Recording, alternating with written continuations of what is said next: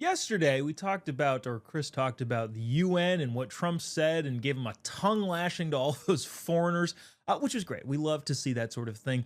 But one of the things that I think is fascinating about the United Nations, and I think he touched on this a little bit yesterday, the fact that it's entirely useless. George W. Bush called it a useless debate society. Maybe that's what it should be called, the UDS, instead of the United Nations, the UN. Well, why is it a useless debate society? Well, let me give you an opinion that I have. I firmly believe that Brad Pitt and Angelina Jolie should get back together. I am 100% for it. I think we should all be for it as Americans and as civilization as a whole. Now, you might be asking, well, why would they care what you have to think? Well, that's exactly the point I'm trying to make with the UN, which is a useless debate society. All of the things that the countries around the world say mean nothing if the countries involved don't care about it. The same way that I can fervently promote the reunification of Angelina Jolie and Brad Pitt means nothing if Angelina Jolie and Brad Pitt don't want to get back together. A huge percentage, unfortunately, of the Western countries have now said, well, we are supporting a two-state solution. I want to play this clip from the UK Prime Minister Keir Starmer about that, making these big announcements on the global UN meetings. Watch this, and we will discuss the analogy that I'm making with to two movie stars and whether or not they have any interest whatsoever. Check this out. In the face of the growing horror in the Middle East, we are acting to keep alive the possibility of peace and a two-state solution. Oh, well, great. Now, Australia, I think New Zealand, Canada have all gotten on board. A bunch of these first world countries saying, we want peace in Israel and Gaza, and therefore we support a two-state solution. Well, here's the problem, Prime Minister and all of the other countries around the world. You know who doesn't support the two-state solution? The two states. Well, what are we even talking about here? Israel says no, absolutely not. Hamas and Gaza and Palestine, no, absolutely not. So what are we doing? What is the point of making these grand statements of, we support this initiative? Okay, well, the two people that would be required in this initiative have no interest in the initiative that you're presenting, so what's the point in presenting it? I can scream at the top of my lungs, I want Brad and Angelina. Bradgelina needs to get back together. But if those two have no interest in getting back together, what am I doing?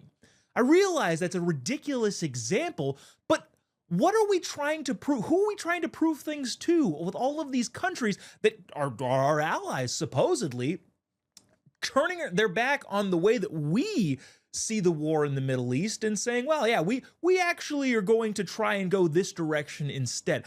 I don't know if they're just trying to appease all of the Muslims that they've let into their country and get them to stop screaming at them, which I would also say is, well, that's your fault. Why did you let the third world into your country? That's not my problem. What you should be doing is trying to deal in reality rather than make statements that have no meaning whatsoever. Like I said, the United Nations is a useless debate society.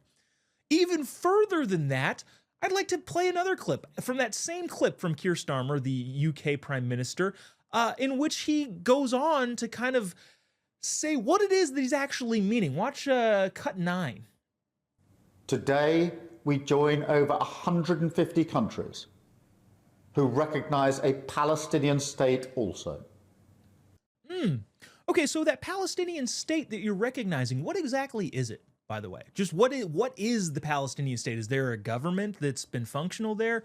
Are there treaties? Are there international relations that they have? What are we talking about? You've joined 150 countries to recognize something that doesn't exist. Look, I want peace. I'm not even taking a hard stance on the war in the Middle East. Obviously, I'd rather see the Western country prevail. I'm not talking about whether the United States should give them more money. I'm not talking about this, that, the other thing. I'm not talking about AIPAC. I'm just talking about the rest of the world's response and how it is not based in the reality of the situation. Nobody cares of all of the floofy statements that you make if There's no semblance of reality in the quote unquote suggestions that you're making or what you want.